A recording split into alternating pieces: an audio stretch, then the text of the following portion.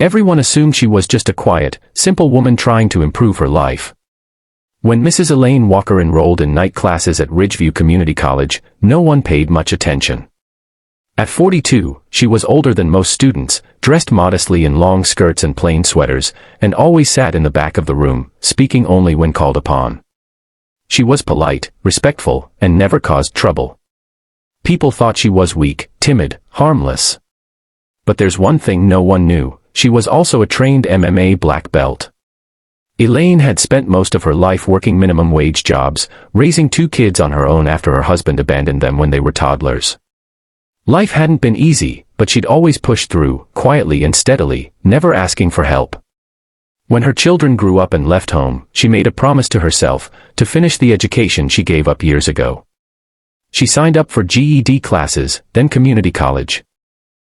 It wasn't easy stepping into a room full of younger, louder students who didn't take her seriously. Still, she showed up every day, studied hard, and treated everyone with kindness. That's when the harassment began. It started with giggles and whispers when she raised her hand to ask a question. Then, one day, someone scribbled "Grandma" across her notebook in red marker.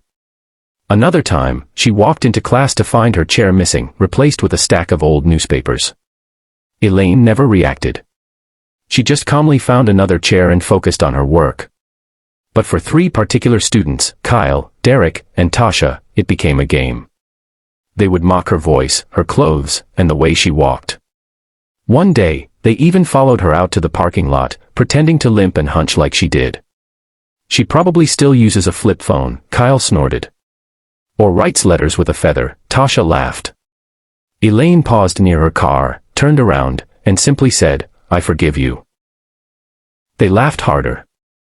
The next class, they took it even further.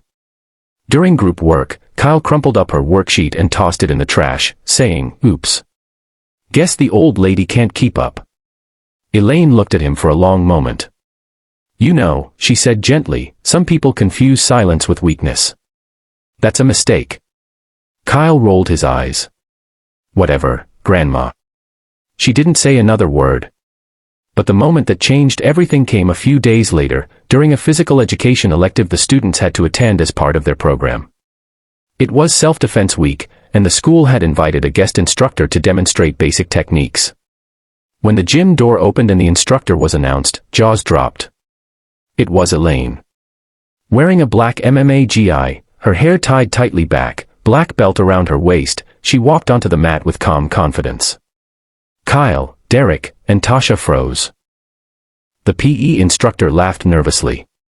"This is Mrs. Elaine Walker. She's a certified mixed martial arts trainer and a black belt in Jiu-Jitsu and Muay Thai.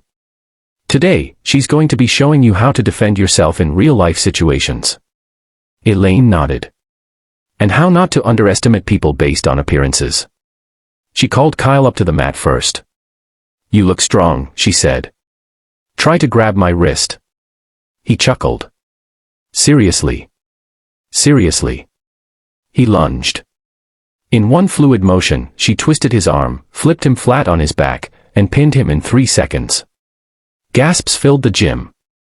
Next, Derek. Same result. Tasha refused to step forward. Elaine stood in the middle of the mat and looked at the stunned class. "I didn't come here to hurt anyone. But I need you to understand that strength doesn't always look how you expect. And the strongest thing you can do is treat people with kindness." No one spoke for a moment.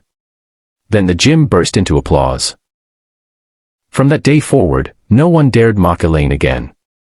In fact, they began to greet her with respect. A few even asked for tutoring help. Kyle apologized sincerely, even writing a letter thanking her for teaching him a lesson he'd never forget. Elaine finished her semester with straight A's and was invited to speak at the end-of-term celebration. She stood before her classmates and said, "I've been judged my whole life for being too quiet, too plain, too old. But I've never let any of that stop me. Neither should you. No matter who you are, your story matters. Don't let anyone write it for you." Her words were met with a standing ovation. Elaine's story became a quiet legend at Ridgeview. A symbol that behind every simple face could be a fighter. A protector. A teacher. Because sometimes, the softest voice carries the strongest punch. And the people you laugh at today might be the ones you thank tomorrow.